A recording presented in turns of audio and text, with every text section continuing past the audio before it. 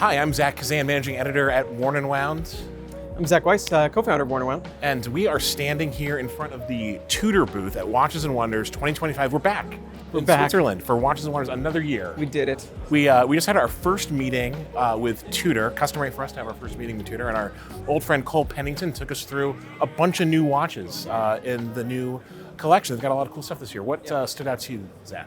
So while there was a bunch to pick from, I'm going to have to go with the Black Bay 58 Burgundy, or as I'm already coining it, the Code Red. Yeah. We'll see if that sticks. It's been a while since we've seen a new Black Bay 58. I think people have been kind of wondering if they'd go back to the collection, like the core 58. We've seen some GMTs, but just the core 58. Yep. So they brought it back as a master chronometer with a red dial and a red bezel, or burgundy depending, but it's a very bright, vivid color. And it's based on a 90s prototype. The whole thing has a very 90s vibe to it. For the first time, it's also coming on a 5-link bracelet. Yep. So you have your choice of 3-link, 5-link, and I think rubber, all with T-fit clasp, of course. So they're sort of just bringing all this stuff that they've come out with since the 58 first came out and putting it into the 58. Just a really nice extension, but I was actually really surprised by how much I like the color. Yeah. Considering myself an all-red dial bezel kind of guy. I might be now. It's a lot of red. Red is notoriously difficult to pull off in a Yeah. watch like this, but they did a really nice job. I think it has just the right kind of balance of like flash and sort of like vintage inspiration in the watch. It looks really nice. Yeah, it's not not too bright of a red. It's got that kind of dark cherry kind of quality to it, which is really nice. It's also very cool. I think that they are adding the 5-link bracelet to the Black Bay 58 at this point, which seems like a natural progression. But that bracelet is fantastic. We also saw, as an aside, almost the 5-link bracelet added to the chronograph range officially. Yeah. So no new chronographs to speak of, but the bracelet's now an option. You can order it separately, Cole told us as well. The other major release from Tudor this year is the new Tudor Pelagos Ultra. This is their like most professional kind of Pelagos dive watch. It's 1,000 meters water resistant. Still titanium, of course. It's somehow a little bit thinner than the original Pelagos. Re-engineered case entirely. They really did a lot of subtle things to re-engineer the case, make it thinner. They dropped the rehot entirely, so it's no longer that sloping rehot. I think the crystal is thicker, but it's set deeper into the case as well. Crystal is great. It has this very cool kind of domed effect when you look at it from the side. It looks really, really cool. Lots of lume, of course, as you'd expect. Really subtle teal effects on the dial and on the micro adjust clasp, which of course is great on the Pelagos. It has that kind of that flexing mechanism to adjust to a wetsuit. Just a really great cool to see back. They haven't really done that since the originals, and it was a nice touch. Yeah, very cool watch overall. I mean, I was very impressed with that.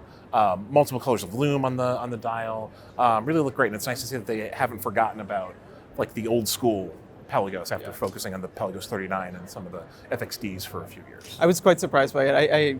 It's a larger watch. It's 43 millimeters. I think technically they said the original was 42. Yeah. You wouldn't be able to tell this is any bigger. I measured it was 52 lug to lug, which is also a large lug to lug, but honestly on my wrist it looked and felt really great. That to me, those are proportions of a watch that's much larger than something I normally go for, but I kind of couldn't stop looking at it on my wrist. It felt really nice, and it was so light because of the titanium. It's one of those titanium watches that really does get that the benefit from the reduction of weight from titanium. Overall that's going to be a very popular one, I think. I think so too. Yeah, comes on the bracelet and a rubber strap, both included in the package, so you can kind of choose. And that was, I think, a little over 5,900. Yep. The other major release for Tudor this year is the new Black Bay 68.